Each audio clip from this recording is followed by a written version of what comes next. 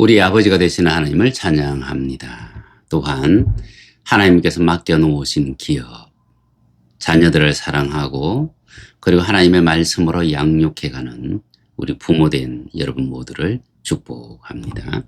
오늘 67쪽에서 봅니다. 아버지 아브라함과 아들 이삭. 여러분, 믿음의 조상이라는 아브라함은 메소포타미아 지역에 있는 갈대아 우르에서 태어났습니다. 그리고 아버지를 따라서 달신 난나를 만들어서 팔던 사람입니다. 여러분, 이 달신 난나는 시대와 장소에 따라서 여러 가지 이름으로 바뀝니다. 에베소에서는 다이애나, 그리고 일본에서는 태양의 여신, 그리고 멕시코에서는 과달롬의 성매, 네팔에서는 사가르마타, 캘커타에서는 칼리. 근데 이것이 불교에서도 나와요. 그리고 우리나라에서도 이것이 낙산 해수욕장 근처에 가면 있고 울진에도 있습니다. 뭐냐면 해수관음상, 해수관음보살이에요. 이것이 시작이 어디서 왔느냐 하면 바로 이 달의 신 난나에서 이름이 바뀌어져서 내려오는 거예요.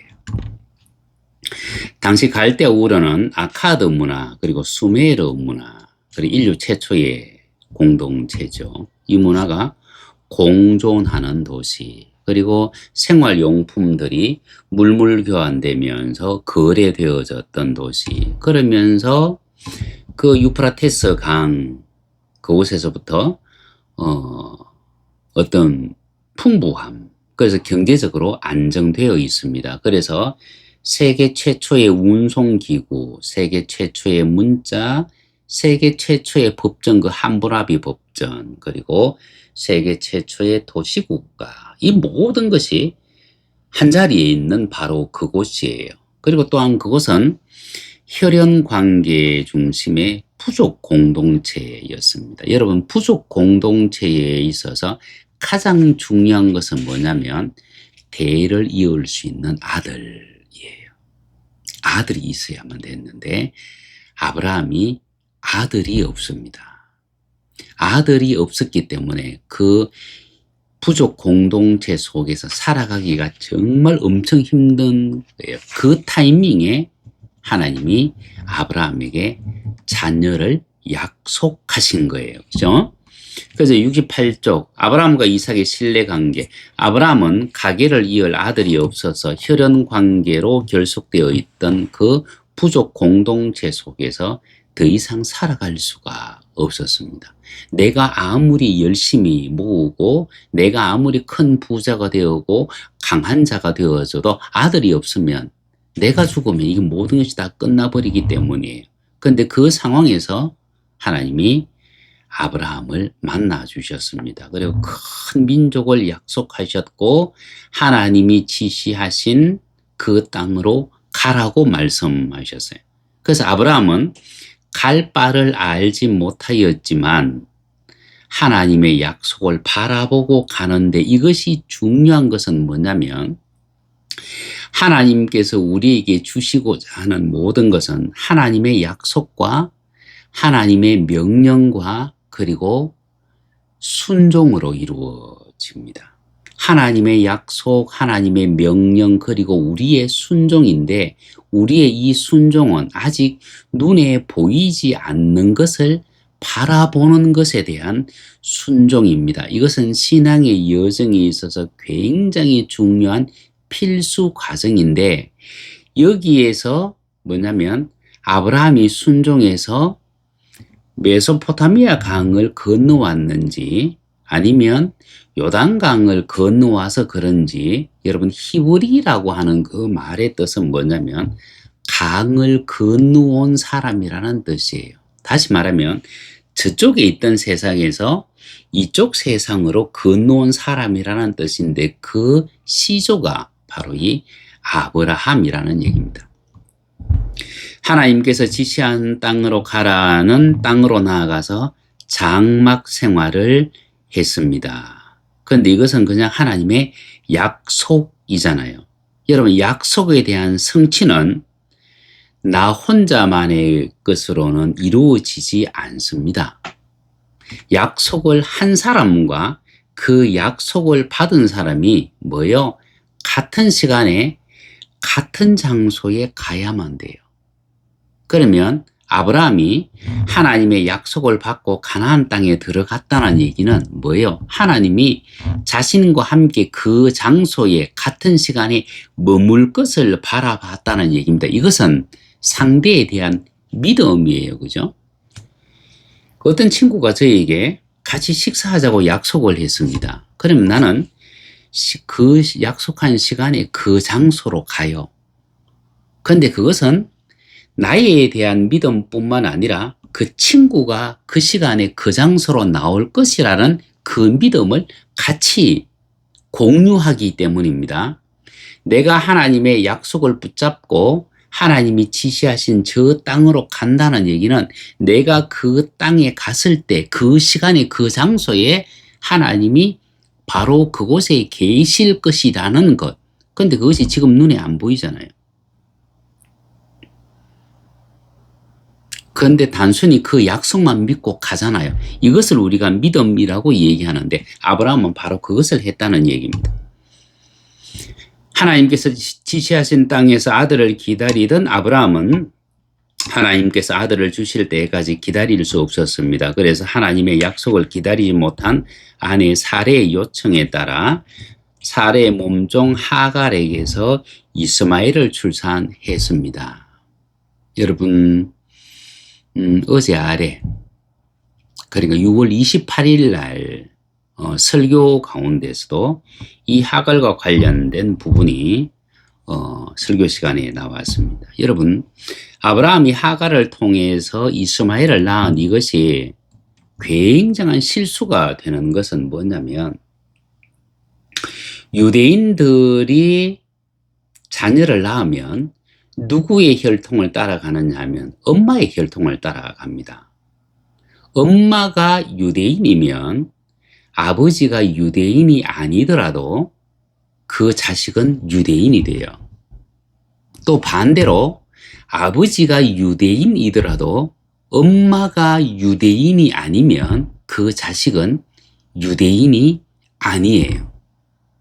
그러면 아브라함은 말 그대로 순수 유대인이라고 할 수 있습니다. 물론 이때까지는 유대인이라는 표현이 안 나왔지만 근데 하갈에 대해서는 애굽인이라고 딱 명시를 하고 있잖아요.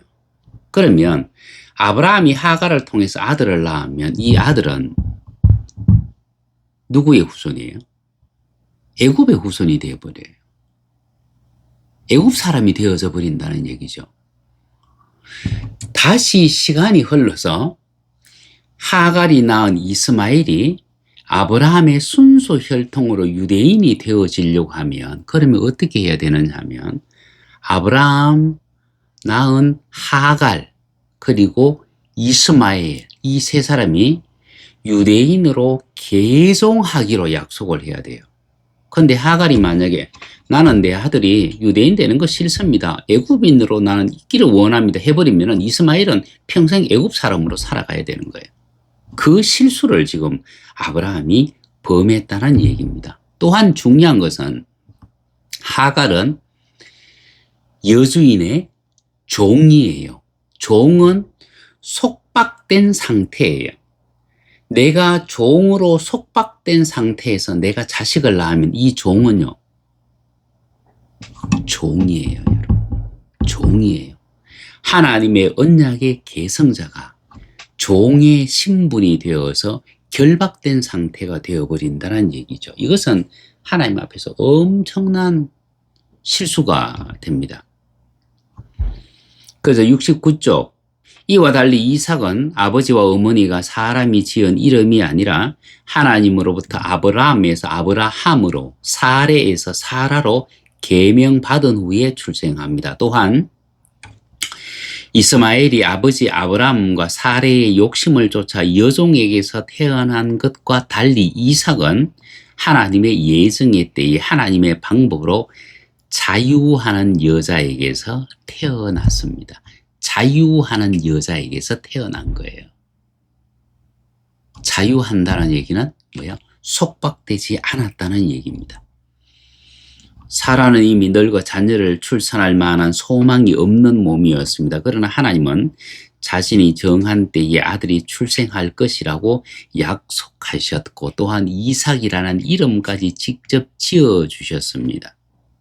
이 얘기는 이삭의 출생은 우리가 봤을 때는 하나님의 기적이었다는 얘기죠.